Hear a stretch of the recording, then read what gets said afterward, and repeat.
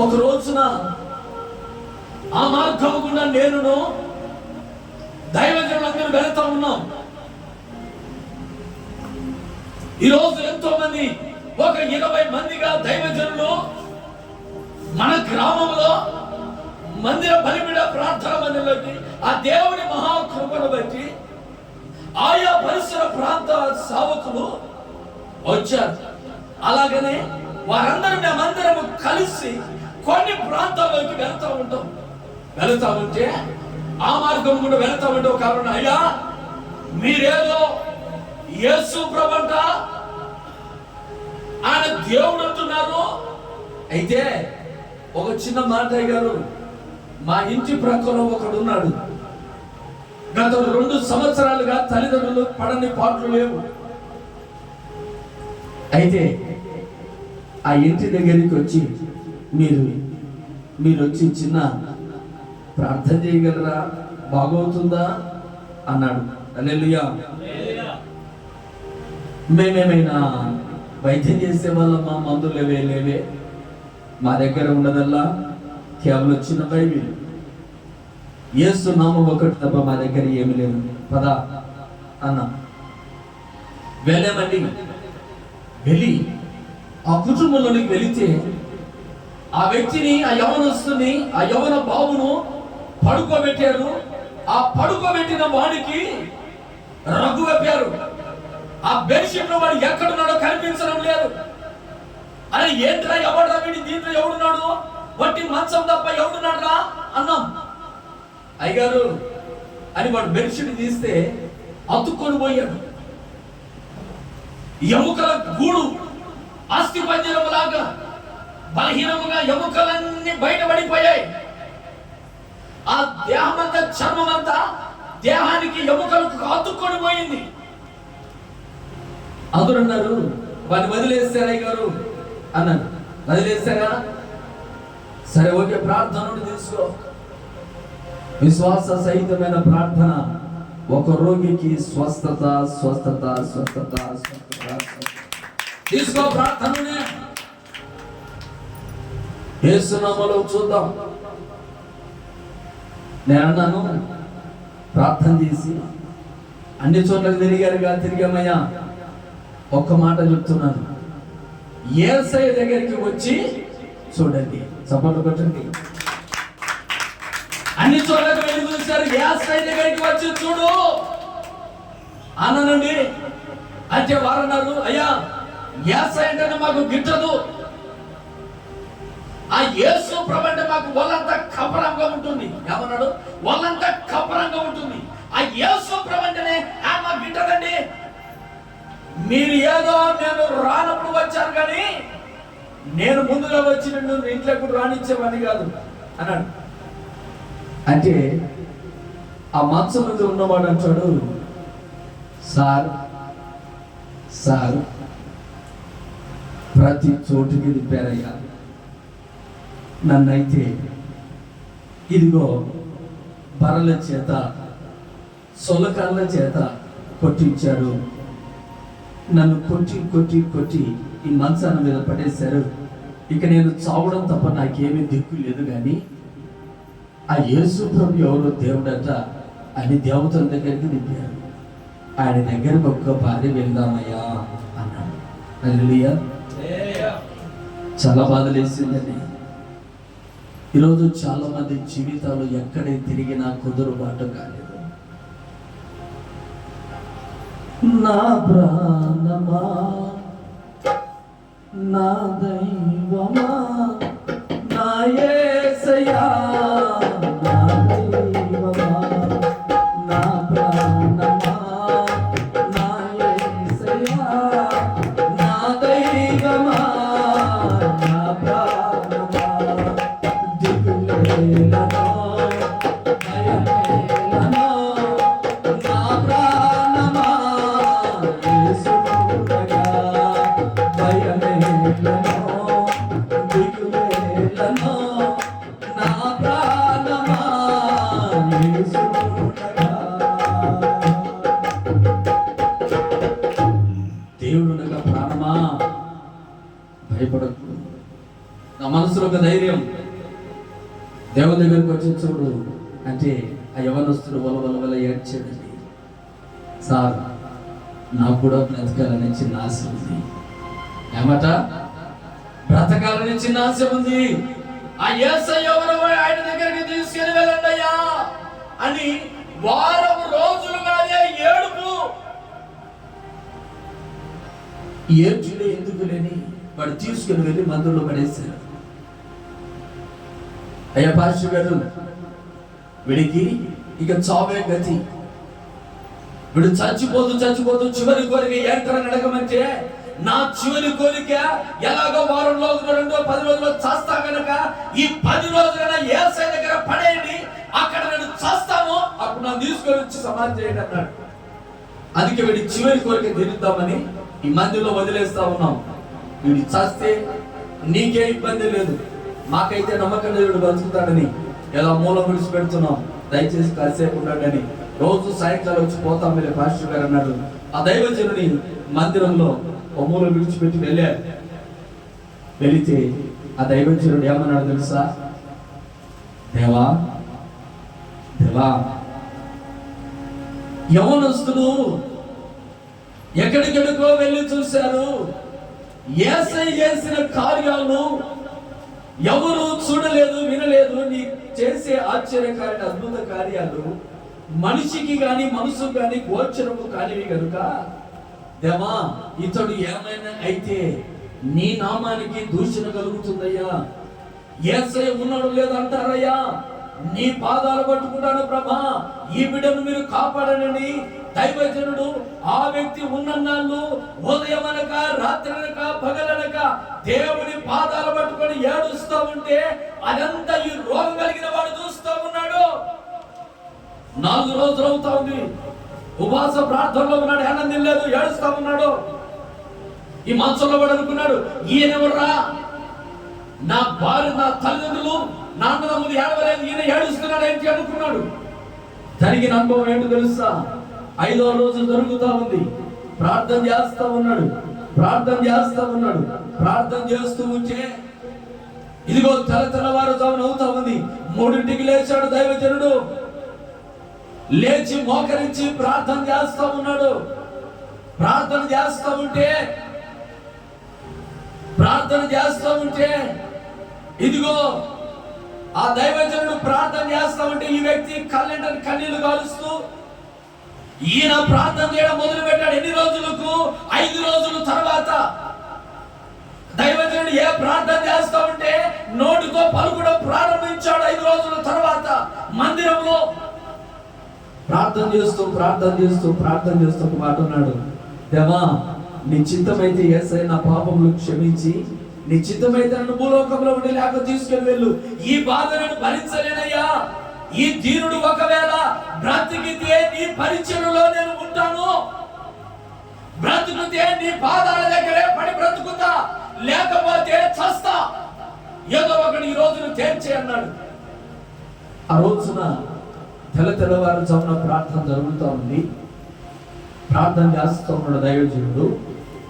ప్రార్థన చేస్తా ఉంటే అదిగో ఆకాశం నుంచి ఒక చిన్నటి వెలుగు, ఒక వస్త్రము ఆ బిడ్డ మీద తాకుతా ఉండినట్లుగా, ఆ తెల్లటి వస్త్రము ఆ బిడ్డను ముట్టుతా ఉన్నట్లుగా, ఆ తెల్లటి వస్త్రము ఆ బిడ్డ మీద తల నుంచి అరికాళ్ళు దాకా ఏదో అలాగా దుప్పటిలాగా, ఏదో వస్త్రములాగా హిమము వలె తెల్లని వెలుగు ఆ బిడ్డ మీద కమ్మి ఆకాశం నుంచి ఒక వస్త్రము దిగినట్లుగా, ఆ దిగిన వస్త్రము ఆ బిడ్డను తాకినట్లుగా కనబడతా ఉంటే, ఆ వస్త్రము తల నుండి కాళ్ళ వరకు హిమము వలె తెల్లని వస్త్రము తాకుతా ఉంటే, అదుగో వెళుతా ఉంటే ఆ బిడ్డ దిక్కున లేచి కూర్చున్నాడు. చెప్పకుండా హల్లెలూయా, హల్లెలూయా.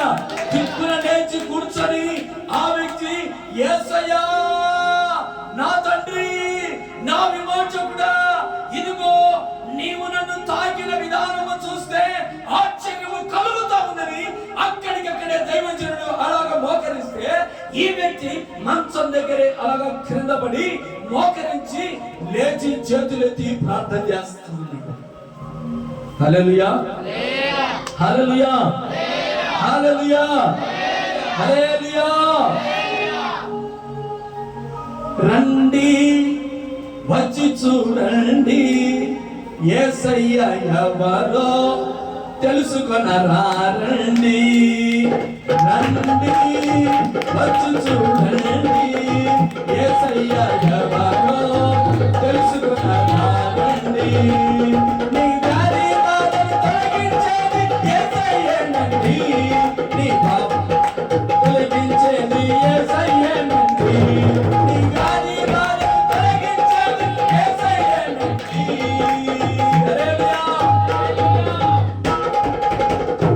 శాంతి సుఖమును కలిగించేది యేసయ్యేనండి. రండి నాకు యేసయ్య సుచరిత వేగిరామే వినుటకురారండి.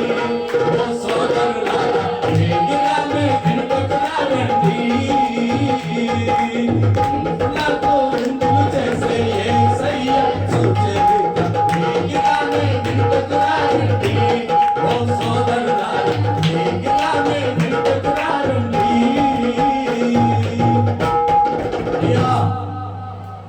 యేసయ్య అంటున్నాడు, యేసయ్య చేసే మేలులు ఈ రోజున ఈ గ్రామములో ఈ కాలనీలో వినండి, వినుటకు రారండి.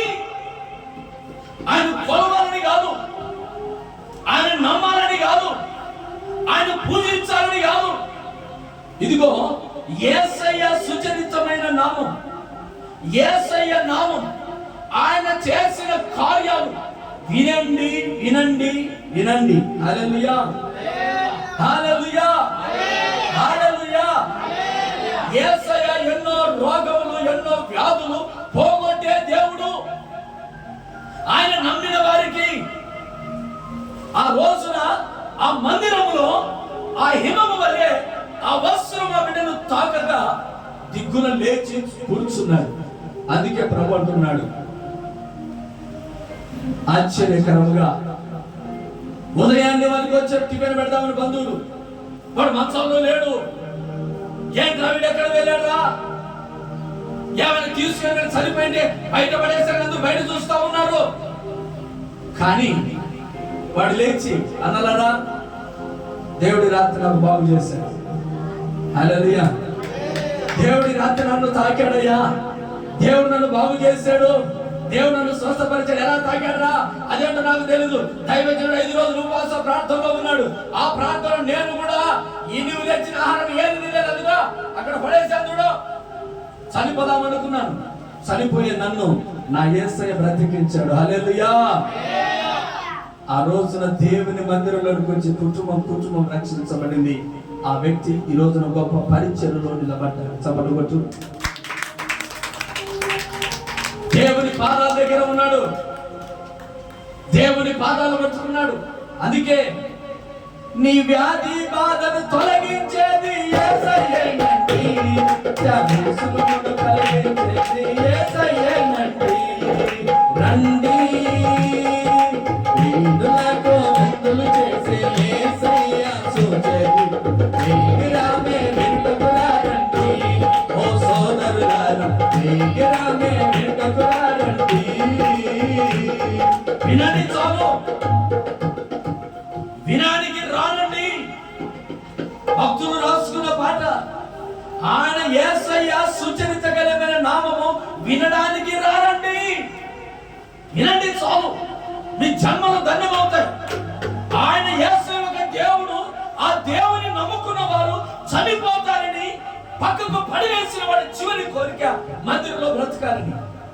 చివరికి యేసయ్య మందిరంలో బ్రతికి ఆయన పాదాలు పెట్టుకొని చావాలనుకున్నాడు 10 రోజుల్లో.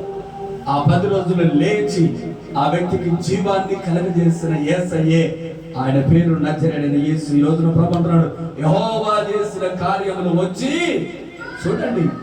మీరేమంటున్నాడు, దేవుడు చేసిన కార్యాలు ఎక్కడొక్కడో వినడం కాదండి, రాండి బాధలో ఉన్నావా, కష్టంలో ఉన్నావా, రోగంలో ఉన్నావా, కన్నీళ్ళలో ఉన్నావా, ఎక్కడెక్కడో తిరుగుతూ బాధలు తట్టుకోలేక, శ్రమలు తట్టుకోలేక, నీ గుండెల్లో వేదన ఎవరికి చెప్పుకోలేక, ఇదిగో కుటుంబంలో జరుగుతున్న బాధలు, కుటుంబంలో క్రమము లేని జీవితం, బలహీనపడే జీవితం, బాధపడుతూ ఎవరికి చెప్పుకోవాలో తెలియక, ఒకవేళ నీ కుటుంబ బాధను బట్టి, నీ వ్యక్తిగత జీవితాన్ని బట్టి శ్రమ పడుతున్నావా?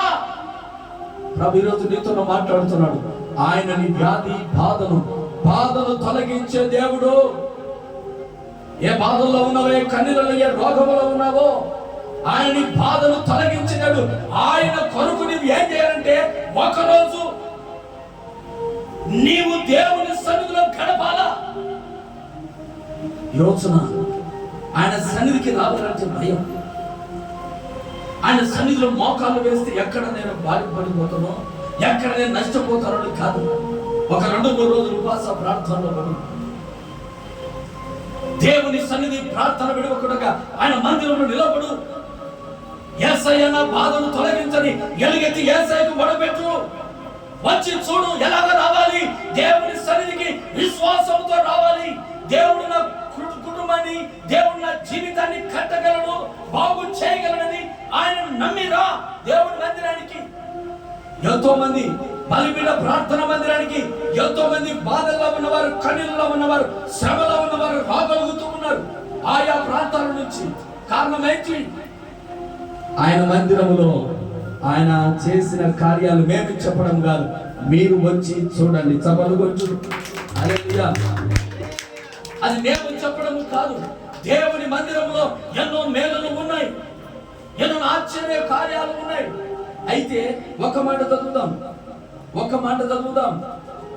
ఇదిగో యోహాను సువార్త 21:25. యోహాను సువార్త 21:25 చదవండి. యేసయ్య చేసిన కార్యాలు ఇంకా అనేకము కలవు. వాటిని వాటిలో ప్రతి దానిని దేవుని గ్రంథంలో ఒకవేళ వ్రాసిన ఎడల, అటు వ్రాయబడిన గ్రంథాలు, ఆ గ్రంథాలు పెట్టుకోవడానికి భూలోకమే చాలని చప్పట్లు కొట్టండి అయ్యా నిజంగా యేసు నామములో. హల్లెలూయా. దేవుడు చేసిన కార్యాలు ఒక్కొక్కటి గ్రంథములో రాసి, దేవుడు చేసిన మేలు పుస్తకాలు రాసి ఒక ప్రక్కన పెట్టామంటే ఇల్లు కాదు, జిల్లా కాదు, మన భూలోకమే చాలదట. పరిశుద్ధమైన బైబిల్ గ్రంథంలో యేసయ్య చేసిన కార్యాలు, అన్ని కార్యాలు చేసినాడు అప్పటికే నా దేవుడు. ఆ రోజుకే శతాధిపతి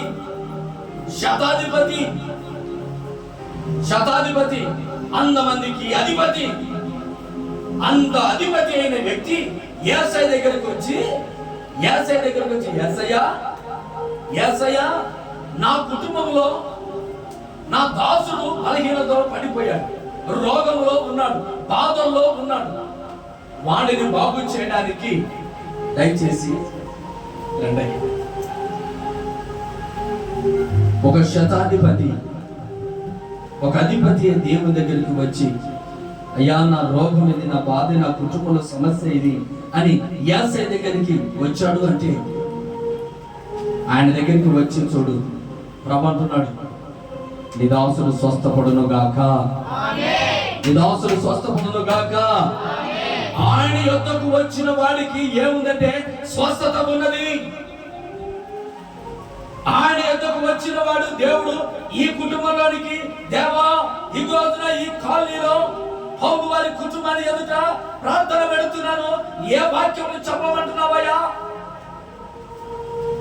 ఆ కాలనీలో ఏ విధానం ఉన్నారు బిడ్డలు అంటే ప్రభు అంటున్నాడు, బాధల్లో ఉన్నారు, రోగంలో ఉన్నారు, శ్రమలో ఉన్నారు, ఇబ్బందులలో ఉన్నారు. అయితే నేను ఉన్నానని చెప్పు. సపోర్ట్ పెడతామా? ఆ బాధలు, మరి శ్రమలు, కన్నీళ్ళు అన్ని ఉన్నాయి, కానీ ఆ కన్నీళ్ళు నేను ఉన్నాయని చెప్పు, నా నామమును తలుచుకోమని చెప్పు అంటున్నాడు ప్రభు. ఈ రోజున బాధల్లో, శ్రమలో ఉన్నావా? యేసయ్య నా బాధను తొలగించడానికి మాటలగలవా? అందుకే ప్రభు అంటున్నాడు, నీ వ్యాధి బాధలు తొలగించేది యేసయ్యేనండి, శాంతి సుఖమును కలిగించే యేసయ్యేనండి. రండి విందులకు విందులు చేసే యేసయ్య సుచరిత వేగిరామే విందుకు రండి. ఓ సోదరులారా వేగిరామే విందుకు రండి. ఈ రోజున దేవుని సన్నిధిలో ఉన్న దేవుని వేగిరమేనా? పరుగు పరుగున రా. పరుగు పరుగున యేసయ్య దగ్గరికి వచ్చి పాదాల మీద పడిన భక్తులు ఎంతో మంది ఉన్నారు. పరుగు పరుగున వ్యాధి కలిగిన వారు పరుగు పరుగున వచ్చి యేసయ్య పాదాల దగ్గర పడి బాగుపడి వెళ్ళిన వారు ఎందరో కోకొల్లలుగా ఉన్నారు. అయితే వాటన్నిటిని గ్రంథంలో రాసినేనా అవి భూలోకమే సరిపోతుంటున్నాడు ప్రభు. అందుకే ప్రభు అంటున్నాడు, యేసయ్య దగ్గరికి ఆయన గ్రంథంలో ఉన్న వాక్యాలే కాదు, బైబిల్ గ్రంథంలో ఉన్న స్వస్థతలు అద్భుతాలు అవి కొన్నే విమర్శపడ్డారు. తెలియని ఆశ్చర్యకాల అద్భుత కార్యాలు ప్రభు ఎన్నో చేశాడు. అయినా అవన్నీ గ్రంథంలో రాయబడలేదు. కారణం ఏంటంటే అవన్నీ రాసుకుంటూ వెళితే భూలోకము సరిపోదు. అందుకని అన్ని ఆశ్చర్యకార్యాలు చేశాడు కదా. ఈ రోజున ప్రభు అంటున్నాడు, ప్రభు మందిరానికి ఏదో ఆటంకపడతా ఉందా, బాధపడుతున్నావా, ఏదో నష్టం వస్తుందని, ఏదో ఇబ్బంది కలుగుతుందని, ఏదో ఇరుకు కలుగుతుందని అనుకుంటున్నావా? తప్పని ప్రభు ఎదుటికి వచ్చి నీకు మేలు కలుగుతుంది. హల్లెలూయా. నువ్వు వచ్చి చూడు, ప్రార్థన చేసి చూడు, ప్రభు సన్నిధిలో మోకరించి చూడు. ప్రభు నీ కుటుంబానికి, నీ జీవితానికి ఎంతో మంది మేలు పొందారు. ఎంతో మంది శ్రమలో విడిపించబడ్డారు. ఎంతో మంది దైవ శక్తుల ద్వారా విడిపించబడ్డారు. ఆయన ఏదో నమ్మి రక్షించబడి ఆయన సన్నిధిలో నిలబడ్డారు. ఇంకా ఈ రోజు కూడా దేవుడు, యేసయ్య దేవుడు నన్ను బాగు చేయడు, నన్ను బాధలను ఇట్లా పెడతానని అనుకుంటున్నావా? కాదని నీ బాధలకు మందు ఒకటే, అది యేసయ్య. నీ పాపము కలిగిన ఆ జీవితానికి మందు ఒకటే యేసయ్య. ఈ రోజున పాపం వల్ల వచ్చే జీతం మరణం అండి. అది రోగము కూడా. మరణం రావాలంటే రోగం రావాలి, రోగం రావాలంటే మరణం రావాలి. రోగం వచ్చిందంటే మరణం వస్తుంది. ఆ మరణాన్ని ఎందుకు వచ్చిందంటే పాపం నుంచి వచ్చింది. ఆ పాపాన్ని తొలగించింది యేసయ్య. ఆయన శిలువలో రక్తాన్ని కార్చి మానవుని పాపముల నిమిత్తం యేసు ప్రభు 3 మేకుల మధ్యలో శిలువ వేయబడి ఆయన రక్తాన్ని చిందించి నా అందరి పాపములకు నిమిత్తం ఆయన ప్రాచిత రక్తాన్ని చిందించి ఆయన మృత్యు 3 రోజులు సమాధి చేయబడి 3వ రోజున సమాధిని బద్దలు కొట్టుకొని సమాధి తెరవబడి ఇదిగో సమాధిని జయించినది మరణమా నీ ముల్లెక్కడ? పాపమా మరణమా నీ ముల్లెక్కడ? సమాధిని విజయం ఎక్కడ? యేసు ప్రభు మరణానికి ఒక సవాలు విసిరాడు. అంటే యేసయ్యలో మరణం పాపము లేదు, పాపము లేదు ఆయనకు. ఆయన పరిశుద్ధుడు కనుక ఆయన మరణం బంధించలేకపోయింది. మన జీవితాల్లో పాపం ఉంది కనుక మరణం బంధిస్తూ ఉంది. ఆ మరణం బంధించకుండా ఉండాలి అంటే ఇక 10 రోజులు క్షేమంగా సురక్షితంగా బ్రతకాలని కోరుకుంటున్నావా? ప్రభు అంటున్నాడు, నీ పాపం వల్ల మరణం నీ దగ్గరికి రాకముందే ప్రభుని విశ్వసించు. ఆ ప్రభుని కాపాడగలడు, ఆ ప్రభుని దీవించగలడు, ఆ ప్రభుని స్వస్థపరచగలడు, ఆ ప్రభునికి మేలు కలగజేయగలడు, ఆ ప్రభుని బాధ నుంచి విడిపించగలడు. ఆయన దేవుడు, యేసుక్రీస్తు దేవుడు. వచ్చి చూడండి. యెహోవా చేసిన కార్యాలు ఎవరో చెప్తే వినడం కాదండి. దేవుని మందిరానికి వచ్చి చూడు. దేవుడే నీ జీవితంలో మేలు కలిగిస్తాడు. దేవుడి గుండెలో జీవితంలో బాధను తొలగిస్తాడు. కనుక ఈ మాటలు దేవుడు వింటున్న బిడ్డలాగా దేవుడు చేసిన కార్యాలు వచ్చి చూడండి. రాకూడదు మాట్లాడద్దు, దేవుని మందిరంలోనికి రాకూడదు మాట్లాడద్దు, చూడకుండా ఏది మాట్లాడవద్దు. ఆయన యేసు ప్రభువు, ఆయన దేవుడు కాదని మనవద్దు. ఎందుకంటే ఆయన దగ్గరికి వచ్చి చూడు, రుచి చూసి తెలుసుకో. ఏదైనా ఒక కూర బాగున్నారంటే రుచి చూసి తెలుసుకోవాలి. అలాగే యేసయ్య నాకు బాగు చేస్తానని దేవుడు కాదని ఆయన ఎద్దుకు వచ్చి, ఆయన మందిరంలోకి వచ్చి నీ బాధను ప్రభుకు చెప్పి నీవు చూడు. ప్రభు అంటున్నాడు, రుచి చూసి చూడు అంటున్నాడు. కనుక దేవుని మహాకృపను బట్టి ఇది నందు ప్రభు సన్నిధిని మోకరించగలిగితే నీ బాధలు దేవుడు తొలగించును కాక. యెహోవా చేసిన కార్యములు, యేసయ్య చేసిన కార్యములు వచ్చి చూడు. ఆయన దగ్గరికి వస్తే మేలు కలుగుతుంది. చివరికి ఒక మాట చదువుకొని ముగించుకుందాం. చివరికి మత్తయి సువార్త 9:10 వచ్చింది. 9:10 మత్తయి సువార్త 9:10 వచ్చింది. యేసు కూర్చొని ఉండగా ఇదిగో సుంకరులు పాపులు అనేకులు వచ్చి సుంకరులు పాపం చేసిన వాళ్ళందరూ వచ్చి ఆయన యొద్దను, ఆయన శిష్యుల యొద్ద కూర్చున్నారు. చదువు ముందుకు కలిగి పరిశీలన చూచి ఈ బోధకుడు సుంకరులతో పాపులతోనూ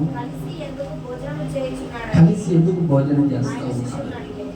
ఏ శిష్యులారా,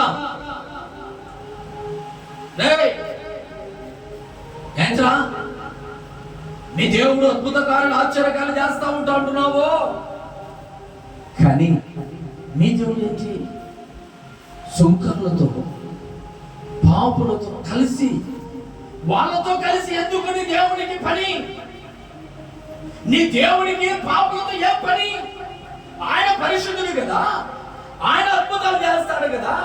అద్భుతాలు చేసి ఆశ్చర్యకార్యాలు చేసే దేవుడికి, అంత పరిశుద్ధుడైన దేవుడు కన్య గర్భాన పుట్టిన పరిశుద్ధాత్మ ద్వారా పుట్టిన అటువంటి పరిశుద్ధుడు మెస్సయ్య ఆయన భోజనం దగ్గర కూర్చుంటే అందరూ పాపం చేసిన వాళ్ళందరూ ఆయన చుట్టూ కూర్చుంటున్నారేంటి? ఎవరు లేరా? మాలాంటి వారు ఉన్నారు కదా యాసయ్య చుట్టూ. అది ఏంట్రా? యాసయ్య చుట్టూ అంత పాపం చేసిన వాళ్ళు ఎందుకున్నారు అంటే, యాసయ్య అంటున్నాడు వాళ్ళ హృదయ రహస్యాలు ఎదిగాడు. శిష్యులు అడుగుతా ఉంటే శిష్యుల దగ్గర సమాధానం లేదు. పాపం ఏం చెప్పలేకపోతున్నారు. ఎందుకంటే అవును కదా, యేసయ్య మంచి దేవుడు కదా, యేసయ్య పరిశుద్ధుడు కదా. అయితే ఇలాంటి పాపులందరూ యేసయ్య దగ్గరికి ఎందుకు రావాలి? ఇలాంటి పనికి వాళ్ళందరూ యేసయ్య దగ్గరికి ఎందుకు రావాలి? ఇలాంటి రోగం కలిగిన వాళ్ళు, పాపం చేసిన వాళ్ళందరూ ఆయన దగ్గర సరితం ఏంటి? ఆయనతో కలిసి ఉండేది, ఆయనతో భోజనం ఏంటి అని అందరూ సరుగుతా ఉంటే యేసయ్యకు మాట ఉన్నాడు. చదువు అందరూ యేసయ్య అంటున్నాడు, ఒరే ఏంట్రా అలాగా మాట్లాడుకుంటున్నారు? భోజనం తినే సరిపోలేదా? ఏంటి మీ మాటలు? ఏం లేదయ్యారు, ఇదిగో ఈ పరిశుద్ధులంట మీరు, నీతో అందరూ యేసయ్య, నీతో అందరూ పాపం చేసిన వాళ్ళు, నీతో అందరూ సుంకరులు తగ్గిపులు అందరూ నీ చుట్టూ ఉన్నవారు మంచి వాళ్ళు కాదట అంటున్నారయ్యా అన్నాడు. అంటే యేసయ్య అంటున్నాడు, హల్లెలూయా. ఏమన్నాడు? చదవండి. యేసయ్య రోగులకే గాని, రోగం కలిగిన వాడికి ఆరోగ్యం కలిగిన వైద్యుడు అక్కర్లేదు. నేను వచ్చింది వారి కొరకు, పాపం చేసిన వారికి. కొట్టు చప్పట్లు బిగ్గరగా హల్లెలూయా, హల్లెలూయా. ఏంటి మరి డాక్టర్లు ఉదయకాలం నుంచి కోట్లు లక్షలు చదువుకున్న తర్వాత ఆ డాక్టర్ అంతా డబ్బులు ఖర్చు పెట్టుకున్నది ఏంటికి? నచ్చగా బ్రతకడానికి కదా. మళ్ళీ అలాంటి మంచి వైద్యుల చుట్టూ ఏంటిరా అందరూ రోగం కలిగిన వాళ్ళందరూ ఉన్నారు. గజ్జని ఊడిపోతాడు, జ్వరం అని ఒకడు పోతాడు, కాళ్ళు కుట్టుకుని ఊడిపోతాడు, రక్తానంత కాల్చుకుని ఊడిపోతున్నాడు. ఏం మీరు ఆయన అన్నారే డాక్టర్ను? ఏంట్రా డాక్టరు ఏంటి నీ చుట్కారము ఇట్లా రక్తాన్ని కాల్చుకునే వాళ్ళు వస్తా ఉన్నారు, రోగం కలిగిన వాళ్ళు వస్తున్నారు, ఆ గజ్జోడు వస్తా ఉన్నాడు. నీకు అంటుకోదా? నీకు బుద్ధి లేదా? ఎవరు అని మన అనలేదే మీరు అంటే వారు అంటున్నారు, అయ్యా రోగం కొరికి కదా వైద్యులు, మరి దేవుడు ఏంటిరా? పాపుల కొరికి. యేసయ్య దగ్గరికి పాపం చేసిన వాళ్ళు వస్తేనే వారు పరిశుద్ధులుగా మారుతారు. కొట్టు చప్పట్లో హల్లెలూయా. రోగం కలిగిన వాడు వైద్యుడి దగ్గరికి వెళ్తే ఎలాగో బాగుపడతాడో, ఇదిగో పాపం చేసిన వాడు యేసయ్య దగ్గరికి వస్తే బాగుపడతాడు, వాడి పాపం విడిచి పరిశుద్ధంగా నిలబడతాడు. అందుకే కదా నేను వచ్చింది. నేను వారిని బాగు చేయాలి. ఎందుకు వచ్చావు యేసయ్య? నా చుట్టూ లాంటి వాళ్ళే ఉంటారు. హల్లెలూయా. నా చుట్టూ లాంటి వాళ్ళే ఉంటారు. ఎందుకుంటారు? వారిని నేను మార్చడానికి ఏమున్నాను? చప్పట్లు కొడదాం. యేసయ్య ఈ రోజు మాట్లాడుతున్నాడు. ప్రభు అంటున్నాడు, యేసయ్య నా తండ్రి, నీ పాప భారము తొలగించేది యేసయ్యేనండి, మోక్షానికి మార్గం చూపించేది యేసయ్యేనండి. నీ పాప భారము తొలగించేది యేసయ్యేనండి, మోక్షానికి మార్గం చూపించేది యేసయ్యేనండి. రండి నాకు విందులు చేసే యేసయ్య సుచరిత్ర ఏగిరామే వింటకు రండి. ఓ సోదరులారా ఏగిరామే వింటకు రండి. ఎందుకు వినాలి యేసయ్య మాటలు? ఆ ఏముంది యేసయ్యలో ప్రత్యేకత? ఆ యేసయ్య సుచరిత ఎందుకు వినాలి? అసలు యేసయ్య చరిత్ర ఎందుకు వినాలా అని కదా ఆలోచన నీకు? ఆ యేసయ్యలో ఏ గొప్పతనం ఉంది? యేసయ్య చరిత్ర ఎందుకు వినాలా అని ఆలోచన చేస్తా ఉన్నావా?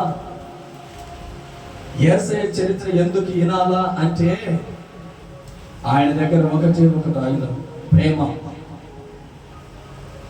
నీవు ఎవరినైతే చీదరించుకుంటావో, నీవు ఎవరినైతే వద్దు అనుకుంటావో, నీ కళ్ళకు ఎవరైతే తప్పుగా కనబడుతూ ఉన్నారో యేసయ్యకు వారందరినీ చేర్చుకొని యేసయ్య బాగు చేస్తూ ఉన్నాడు. హల్లెలూయా.